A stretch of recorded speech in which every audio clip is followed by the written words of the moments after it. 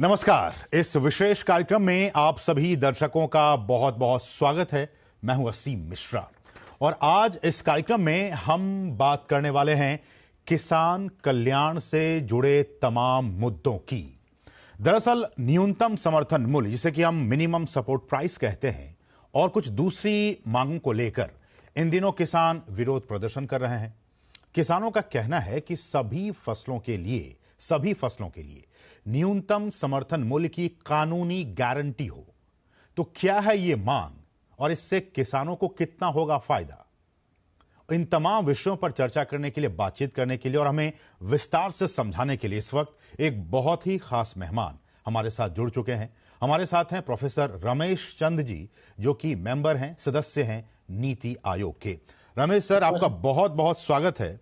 और मुझे लगता है कि आज का दिन और आज का ये कार्यक्रम हमारे किसान भाइयों को देखना चाहिए, समझना चाहिए। वो इसलिए कि आप हमारे साथ मौजूद हैं और अगले आधे घंटे तक हम जो आपसे सवाल पूछने वाले हैं और आपका जवाब, मुझे लगता है उन किसानों के लिए जानना और समझना बहुत जरूरी होगा। रमेश सर, सबसे पहले शुरुआत मुझे लगता है कि जिस विषय को लेकर और सबसे हॉट विषय है इस पूरे आंदोलन के दौरान, वो है एमएसपी को लेकर, मिनिमम सपोर्ट प्राइस को लेकर, उसकी कानूनी गारंटी को लेकर, और एक टेक्निकल टर्म भी आ रहा है C2+50। तो ये सारी चीजें मुझे लगता है कि जो किसान नहीं जानते हैं उनके लिए भी। तो सबसे पहले सर यही कि ये जो मिनिमम सपोर्ट प्राइस की कह रहे हैं कि वो कानूनी गारंटी हमें दीजिए, क्या है इसके मायने और इसको कैसे हम और आपको इसको समझना चाहिए? जी जी।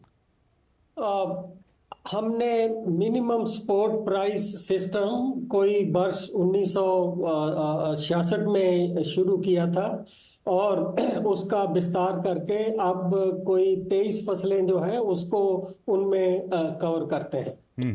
आप पाओगे कि जैसे पंजाब है, हरियाणा है, जहां ये सिस्टम शुरू हुआ था, चाहे कानूनी गारंटी है चाहे नहीं है, वहां पर एक भी दाना गेहूं और चावल का जो एक मानदंड पूरे करता है, कभी भी एमएसपी से नीचे नहीं बिका।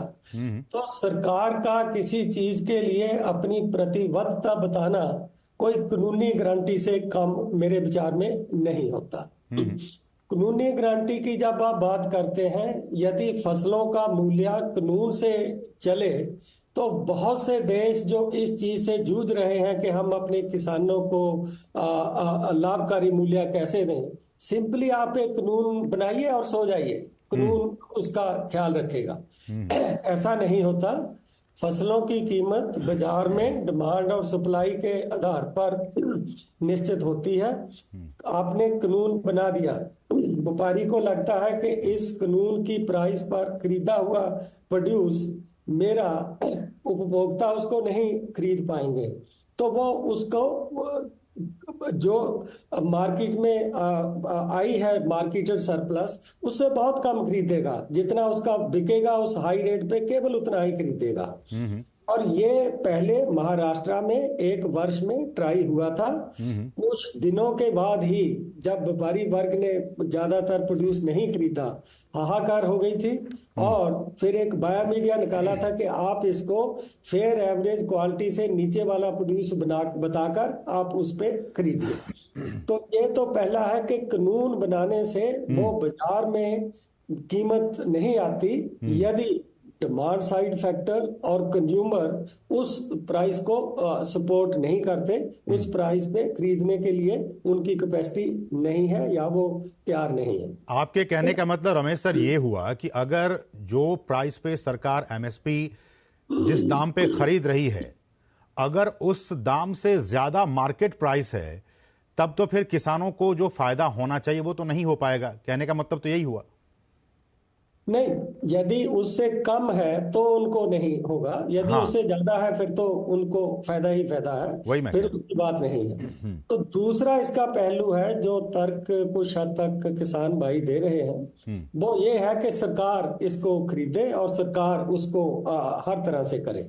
मैंने अपनी स्टडीज की है और ये छपी हुई है स्टडी कि जब सरकार मार्केट में आती है, सरकार एक व्यापार को अच्छी तरह से हम सब जानते हैं करने की उसकी अपनी लिमिटेशंस होती हैं।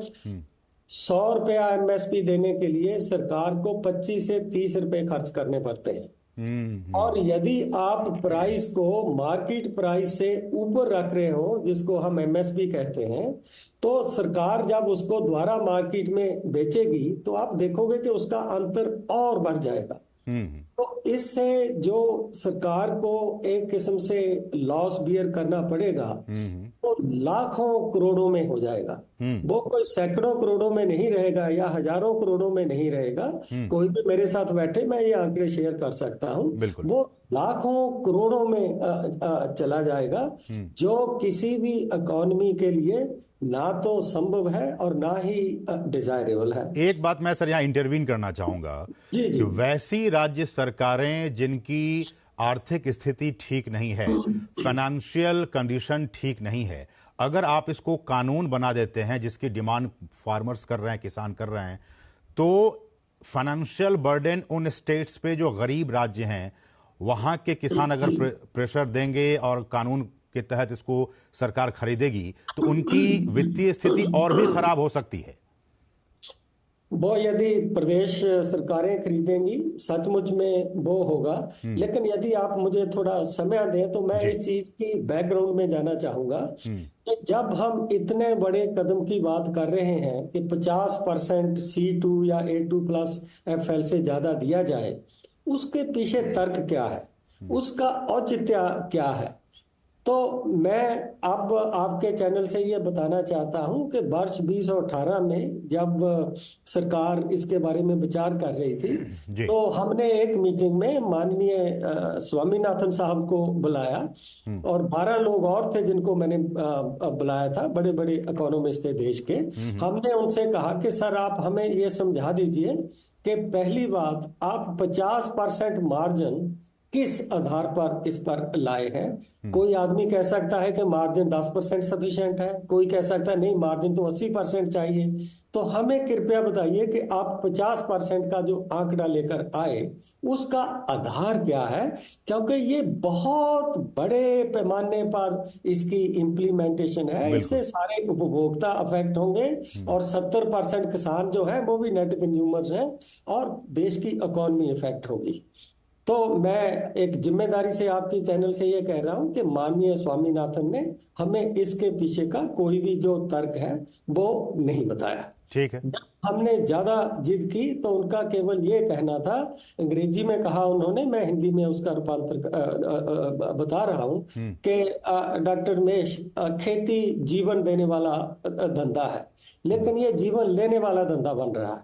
तो मैं इसलिए चाहता हूं कि किसानों को ज्यादा से ज्यादा उनकी इनकम हो। तो ये एक मतलब उनकी इच्छा थी कि किसान की इनकम बढ़ाने के लिए हम ज्यादा दें, लेकिन इसके पीछे कोई इकोनॉमिक बैकग्राउंड जो है ना वो थी और ना ही उन्होंने दी। ठीक है, लेकिन रमेश दूसरा जी, जो आपने शुरू में कहा कि ये कंफ्यूजन क्या है A2+FL और C2 वगैरह का, हमने इस पे भी उनसे चर्चा की।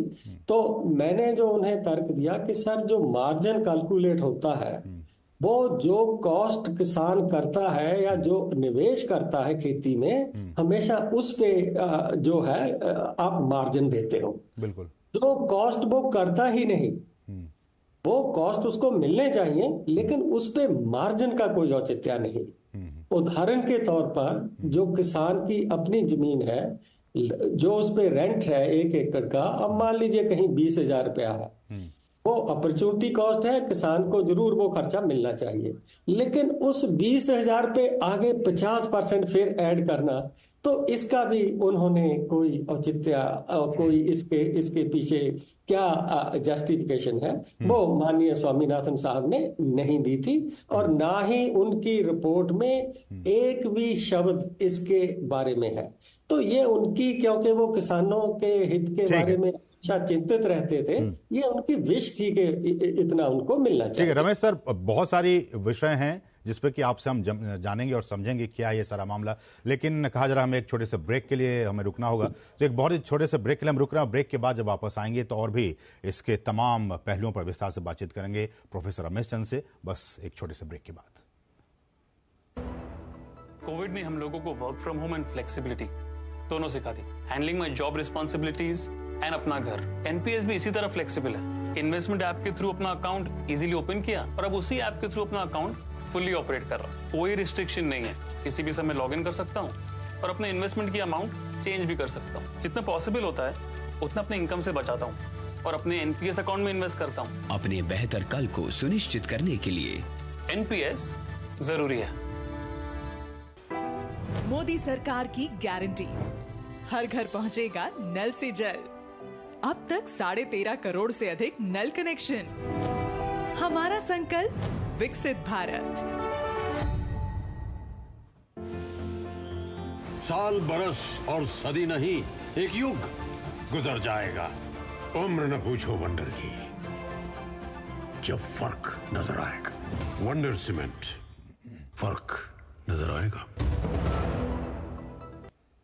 ब्रेक के बाद आपका फिर से स्वागत है और आज हम बात कर रहे हैं किसानों की जो मांगे हैं और खासकर मिनिमम सपोर्ट प्राइस को लेकर इसका क्या कुछ गणित है, क्या ये उनके हित में है, क्या उनके लिए अहित होगा अगर इसको कानूनी जामा पहना दिया जाए। इन तमाम विषयों पर और भी जो कुछ मांगे हैं किसानों की, इन तमाम विषयों पर बातचीत करने के लिए आज हमारे साथ लगातार एक खास मेहमान प्रोफेसर रमेश चंद, जो कि नीति आयोग के सदस्य वो लगातार बने हुए हैं। रमेश सर, ये बताइए कि अभी केंद्र सरकार एमएसपी के तहत जो खरीद कर रही है उसका फॉर्मूला क्या है, वो किस फॉर्मूले के तहत खरीद कर रही है, और जो सरकार और जो किसान कह रहे हैं कि हमें C2 + 50% का फॉर्मूला, हमें इसको कानूनी जामा पहना दिया जाए, इसमें दोनों में कितने का अंतर होगा? अभी जो सरकार एमएसपी की घोषणा करती है उसमें हम कहते हैं कि A2 + FL पे 50% का मार्जिन। FL मतलब हो गया जो फैमिली मेंबर्स इसके साथ जुड़े हुए हैं। A2 की श्रेणी में जो भी खर्चे किसान ने पे किए, फर्टिलाइजर है, सीड है, अपनी गोबर है, बहुत सारे खर्चे, बुल्लक लेबर है, प्लस उसके परिवार का जितना समय लगता है उसका एक मूल्यांकन करके उसको उसमें जोड़ा जाता है, फिर उसको 1.5 गुना किया जाता है। तो इससे ऊपर ही जो है अब जो एमएसपी की घोषणा होती है वो इससे ऊपर रहती है।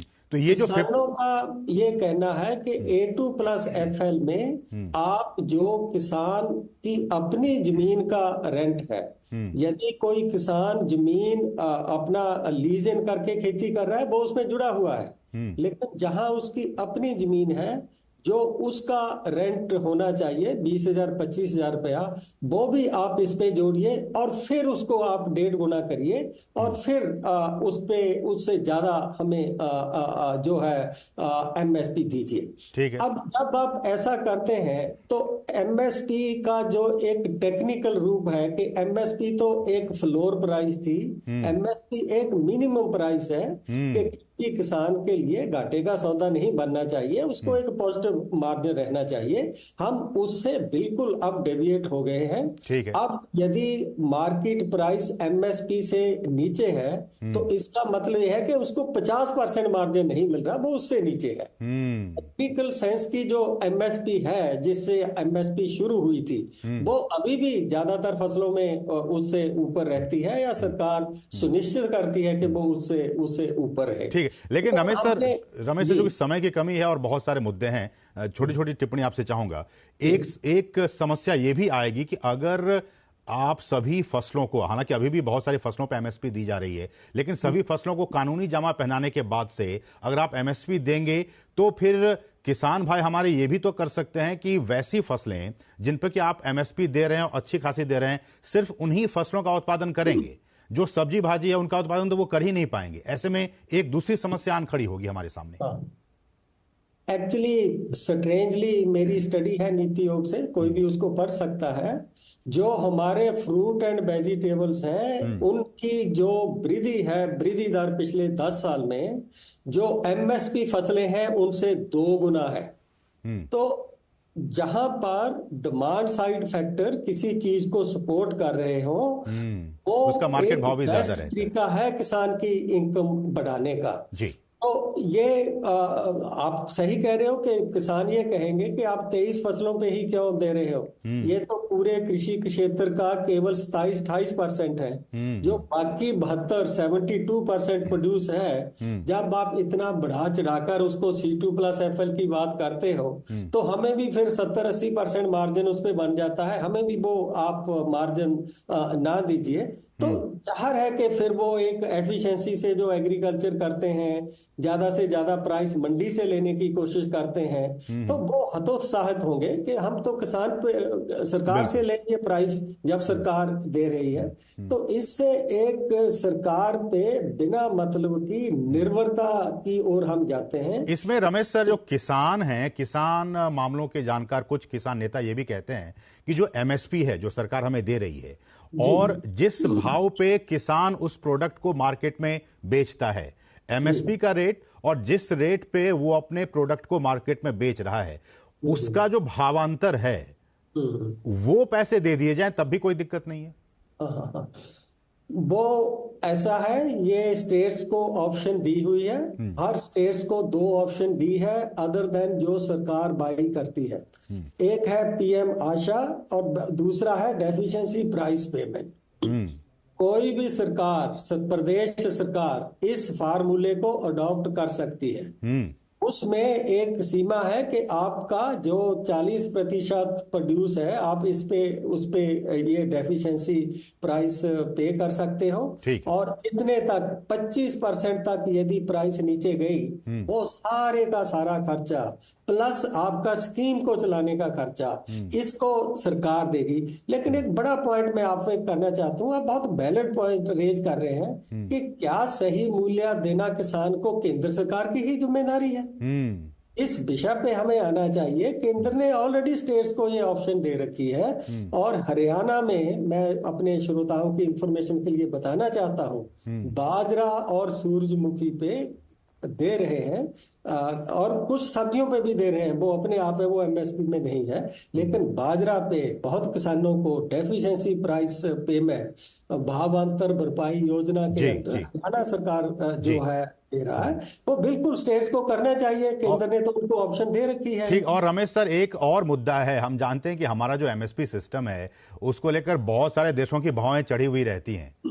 WTO को लेकर भी बहुत सारे, क्योंकि उसमें ये मामला उठता है कि देखिए भारत की सरकार जो है वो अपने किसानों को इतना ज्यादा MSP दे रही है, तो ये भी सरकार को ध्यान में रखना हो कि हम बहुत ज्यादा MSP नहीं दे सकते हैं किसानों को, क्योंकि ये अंतर्राष्ट्रीय मुद्दा बन सकता है ये।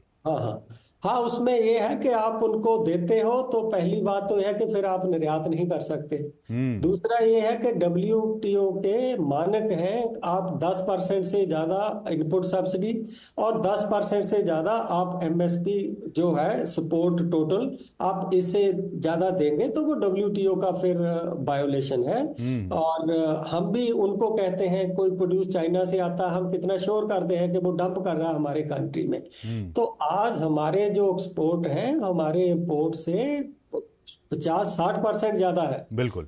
WTO में इसका चैलेंज होता है तो हमारे ही एक्सपोर्ट सबसे ज्यादा सफर करेंगे। बिल्कुल, तो इन सब पे एक बहुत कॉम्प्रिहेंसिव व्यू लेकर हमें इसको, ऐसा नहीं कि स्वामीनाथन साहब ने कह दिया with all due respect for him, तो हम बिना देश का नफा नुकसान सोचे हुए उसकी ओर जाएं। आज की तारीख में किसानों के हित में क्या है, और हम बार बार, रमेश सर भी कह रहे हैं, केंद्र सरकार भी कह रही है कि उसको लेके सरकार प्रतिबद्ध है, बहुत ही चिंतित है, गंभीर है, और किसानों का बेस्ट से बेस्ट क्या हो सकता है, केंद्र सरकार की तरफ से वो बेस्ट से बेस्ट क्या दे सकती है, इसको लेकर सरकार हमेशा गंभीर रहती है। और गाहे बगाहे आप देख रहे हैं तमाम जो योजनाएं हैं, फसल बीमा योजना हो, MSP को लेकर हो, तमाम जो योजनाएं हैं वो उनके लिए चलाती रही हैं। मकसद यही कि हमारे जो अन्न उत्पादक किसान हैं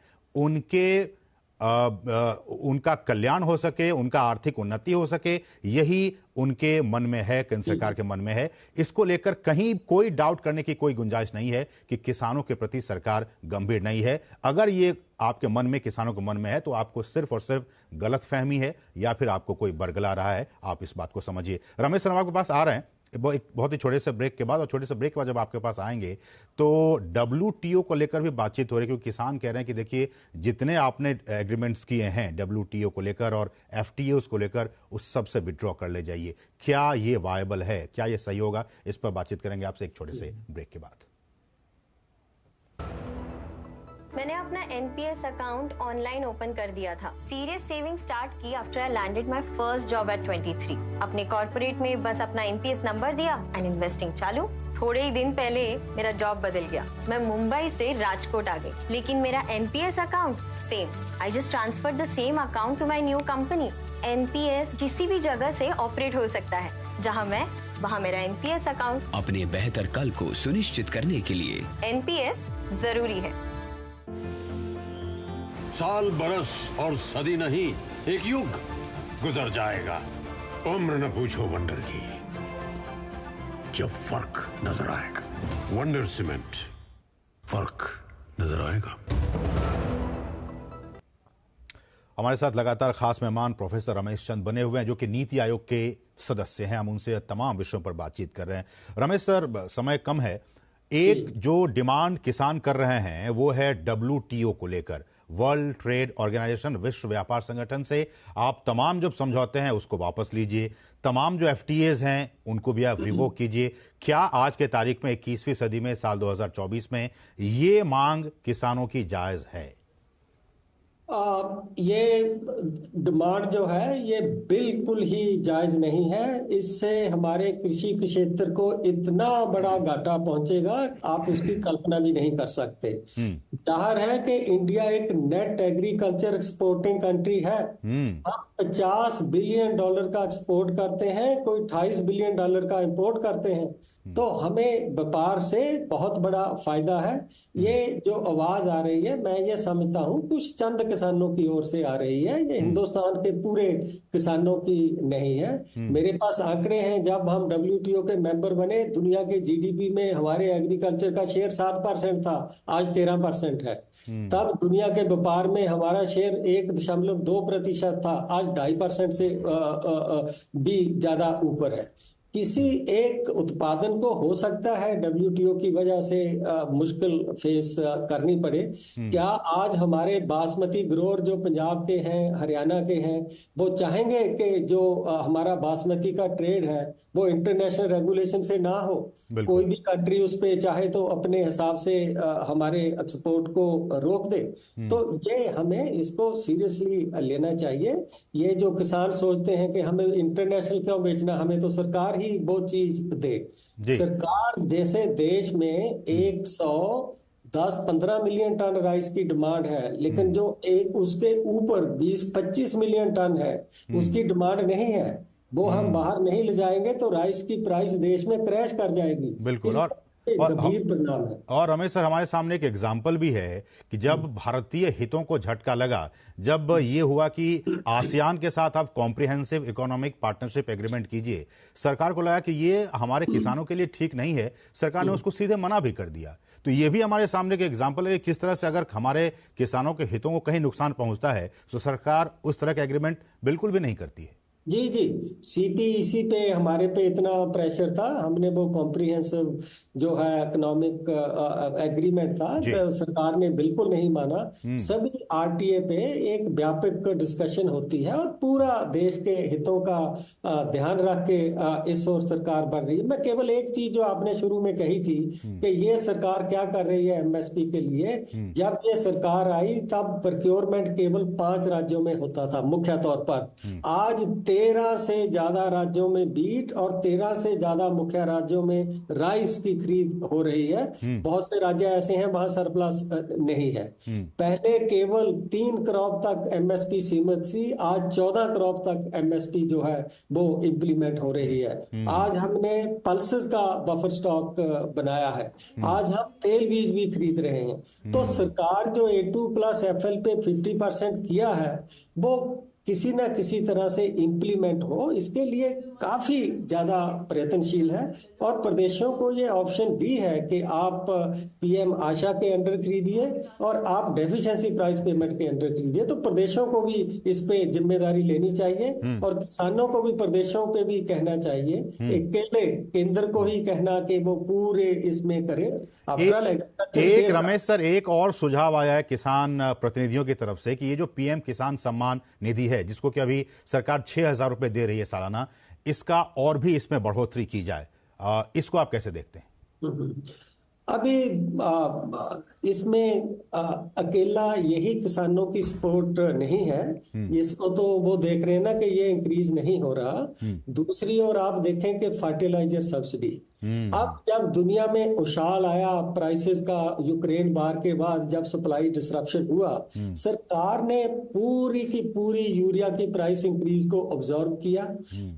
काफी हद तक जो डीएपी, पी और के फर्टिलाइजर थे जो इंटरनेशनल प्राइस में इंक्रीज हुई, उसको ऑब्जर्व किया। तो ये आप कुल मिलाकर यदि जो किसान को सपोर्ट मिल रही है उसमें वृद्धि होती जा रही है।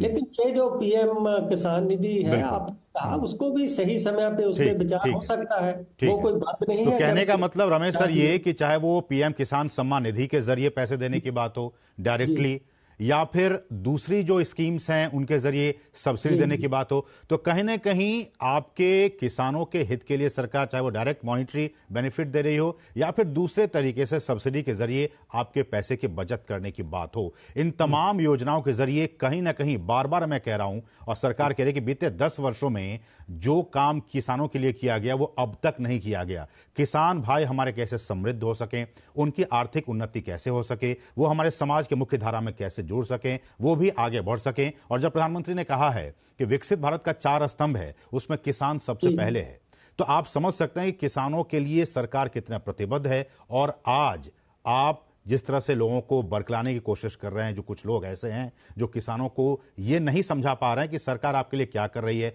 बल्कि ये समझाने में लगे हुए हैं, उनके माइंड को डाइवर्ट करने में कि सरकार क्या नहीं कर पा रही है। मुझे लगता है कि इस कार्यक्रम के जरिए, और जब प्रोफेसर रमेश चंद जैसे इतने खास व्यक्तित्व हमारे साथ हों, उन्होंने समझाने की आपको कोशिश की कि किसानों के लिए ही सरकार प्रतिबद्ध है, मुझे लगता है कि इस बात को किसानों को भी समझने की जरूरत है। सर बहुत बहुत शुक्रिया हमारे साथ जुड़ने के लिए, रमेश चंद सर। धन्यवाद मिश्रा जी। हालांकि समय की कमी रही, लेकिन आगे हम आपसे जरूर इस मुद्दे पर और भी विस्तार से बातचीत करेंगे। फिलहाल इस विशेष कार्यक्रम में बस इतना ही। मुझे और हमारी पूरी टीम को दीजिए अनुमति। नमस्कार।